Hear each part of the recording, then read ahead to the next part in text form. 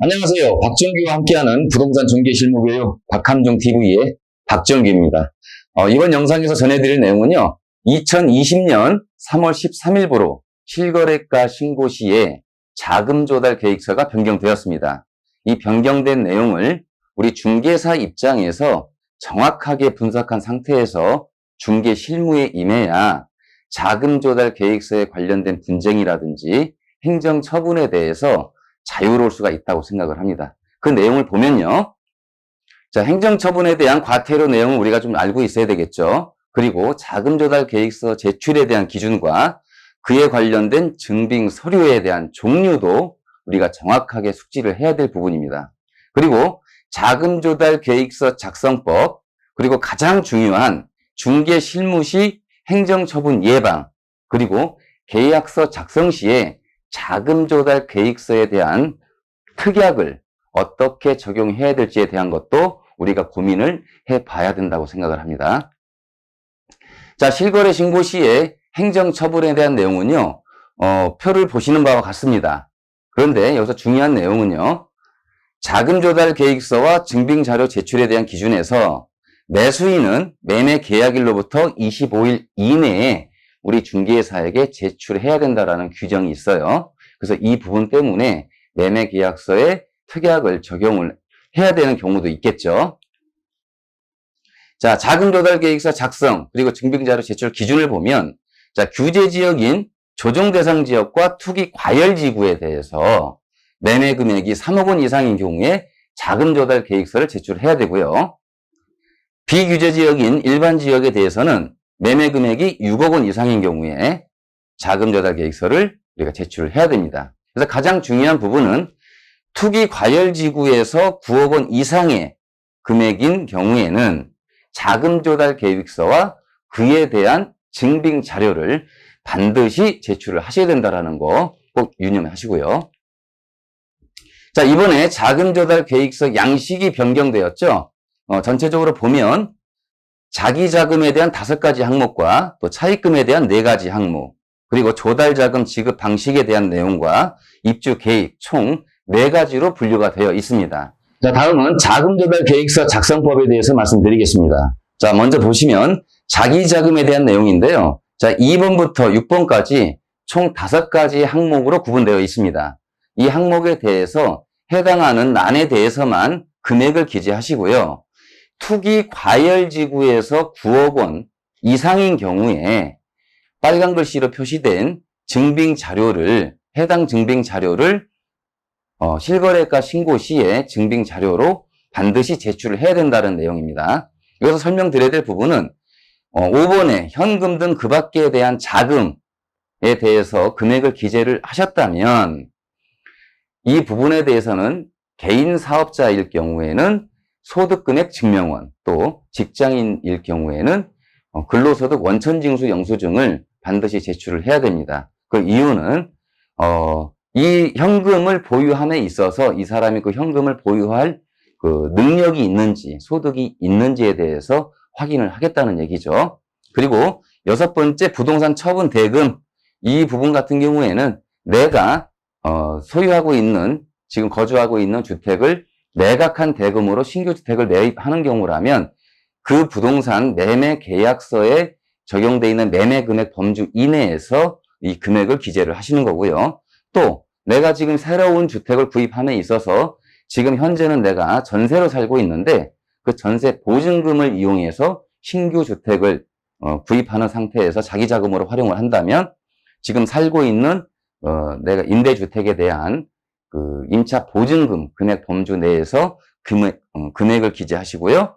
거기에 따르는 임대차 계약서를 증빙 자료로 꼭 제출하셔야 됩니다. 자, 다음은 차입금에 대한 내용인데요. 8번부터 11번 사항까지 총 4가지 항목으로 구분이 되어 있습니다. 그래서 이 부분에 대해서는 좀 자세하게 설명을 드리면요. 자, 금융기관 대출액 합계해서 주택담보대출과 신용대출, 그 밖에 대출이 있죠. 여기에서 주택담보대출에 대해서 기재를 하셨다면 여기 아랫줄에 보이는 기존 주택 보유 여부에 대한 미보유, 보유, 그리고 건수를 기재한 란이 있습니다. 여기에 반드시 표기를 하셔야 되고요.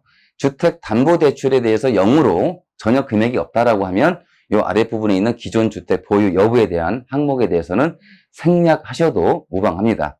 그리고 그 밖의 대출에 대한 부분에 있어서 주택담보대출과 신용대출 그 외에 다른 대출, 즉 사업자 대출이라든지 담보신탁대출, 그 제목이 틀린 경우에 한해서 이 부분에 금액을 기재하시고요. 대출 종류에 대한 제목을 여기다가 기재를 하시면 됩니다. 그리고 나서 투기 과열지구인 경우에는 또 9억 원 이상인 경우에는 금융거래 확인서나 부채증명서 그리고 금융기관 대출 신청서를 증빙자료로 제출하셔야 되는 거죠. 자, 그 다음에 임대보증금에 대한 부분인데요. 자, 자기자금에서도 임대보증금이 한번 나왔었죠. 근데 이것은 차입금에 대한 금액이기 때문에 지금 현재 내가 매수하는 주택에 임차인이 거주하고 있다. 그러면 우리 매매계약서 상에 임차인을 승계하는 조건이라면 지금 현재 거주 중인 임차인의 임차보증금을 중도금조로 대체한다. 라고 우리가 특약을 적용하기도 하죠. 그 부분에 대한 내용인데 현재 거주하고 있는 임차인의 승계하는 내용에 대한 보증금을 기재하시고요. 임대차 계약서를 증빙자료로 제출하시면 됩니다. 그리고 회사 지원금이나 사치는 보시는 바와 같이 회사에서 지원받았을 때 회사 지원금에 대해서 기재를 하시고 회사 지원금에 대한 확인서 또는 사채를 내가 빌렸을 때에는 대부계약서라든지 차용증을 증빙자료로 제출하시는 거예요. 자, 그 다음에 그 밖에 차입금에 대한 내용인데요. 금융기관, 그리고 회사, 그리고 대부업체를 제외한 개인 간에 돈을 빌렸을 때 이 부분에 대해서 표기를 하는 부분입니다. 그래서 아버지에게 돈을 빌렸다든지 또는 친구에게 돈을 빌렸다든지 했을 때에 여기에 직계 존비 속에 표시하시고요. 관계는 아버지 또는 부, 어머니, 모 이렇게 표기를 하시면 되죠. 그런데 친구에게 돈을 빌렸다라고 하면 그 밖의 관계에서 표시하시고 친구라고 표기를 하시면 됩니다. 근데 중요한 것은요. 복수의 인원으로부터 돈을 빌리는 경우도 있겠죠. 총 2억 원을 빌려야 되는데 1억 원은 아버지에게 빌리고 또 1억 원은 친구에게 빌렸다면 보시는 바와 같이 총 2억 원을 빌렸을 때 합계금액 각각에게 1억 원씩 빌린 합계금액 2억 원에 대해서 표기를 하시고요.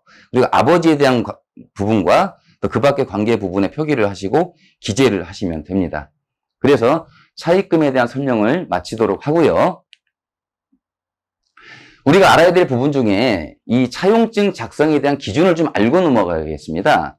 그 이유는 우리 중개 실무 시에 매수인 분들께서 아버지가 아들에게 돈을 빌려주고 그 빌려준 자금으로 아들이 주택을 매입하는 과정이 좀 간혹 있죠. 근데 실제로 돈을 빌려주는 단계인데 이것의 과정이 증여로 볼 수 있는 그런 여지가 있기 때문에 이 부분에 대해서 안전하게 할 수 있는 방법이 뭐냐라고 우리 중개사에게 물어보는 경우가 종종 있습니다. 그랬을 때 우리 이 5가지에 대한 내용은 정확하게 우리가 인지를 하고 전달을 해야 되겠고요. 또 가장 중요한 내용은 부모 자식 간에 다시 말해서 특수인 관계 시에 1천만 원 이상일 경우 또 1천만 원 이상 빌려주는 경우에 이자율 기준이 4.6%를 반드시 적용을 해야 된다. 이 내용은 기획재정부령으로 정해져 있습니다. 그 내용을 보시면요. 상속세 및 증여세법 시행규칙에 따라서 10조의 5에 대한 내용을 보면 기획재정부령으로 정하는 이자율이란 법인세법 시행규칙 제43조 2항에 따른 이자율을 말한다. 그래서 법인세법 시행규칙 제43조 2항에 따라서 연간 1000분의 46을 말한다.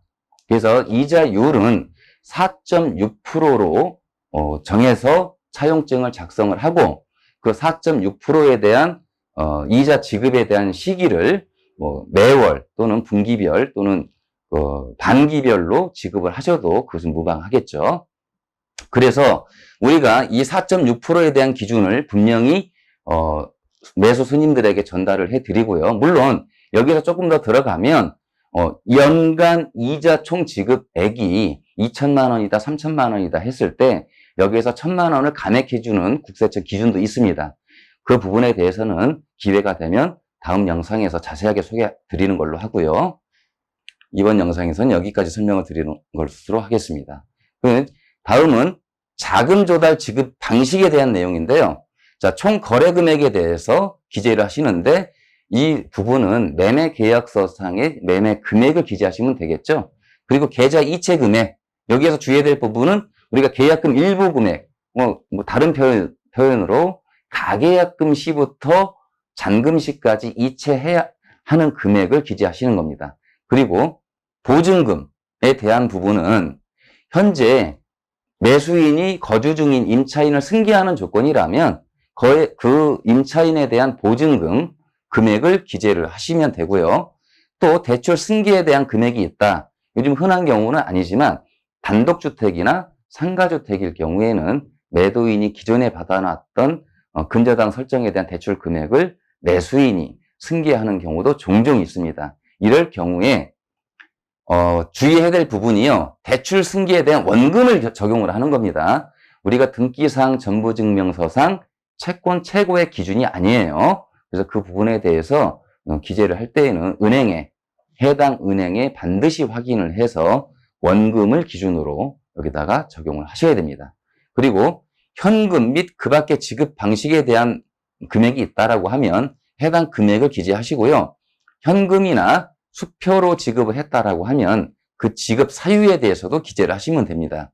여러 가지 사유가 있겠죠. 매도인이 요구를 해서 또는 중도금 지급할 때 계좌 이체 한도라든지 이런 게 부족을 해서 수표로 찾아와서 지급을 했다.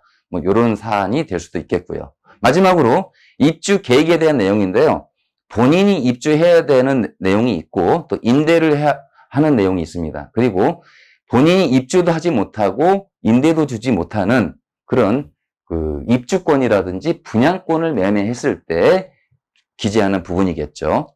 자, 이렇게 해서 자금 조달 계획서에 대한 작성법을 한번 알아봤는데요. 이 자금 조달 계획서 작성에 대해서 그리고 증빙자료 제출 의무자는 보시는 바와 같이 중개사가 매매계약서를 작성했을 때 무조건 공인중개사는 의무자가 됩니다. 그리고 투기과열지구에서 매매 금액이 9억 원 이상인 경우에 증빙자료도 같이 제출을 해야 되는 의무가 있죠. 그런데 공인중개사가 매매계약서를 작성을 했다 하더라도 매수인이 요구할 경우에는 매수인이 직접 해당 관청에 서울 같으면 구청 지적과가 되겠죠. 해당 관청에 가서 직접 제출을 할 수도 있다. 그리고 인터넷 부동산 거래관리 시스템을 이용해서 스캔, 이미지 파일의 형태로 제출을 하실 수도 있습니다.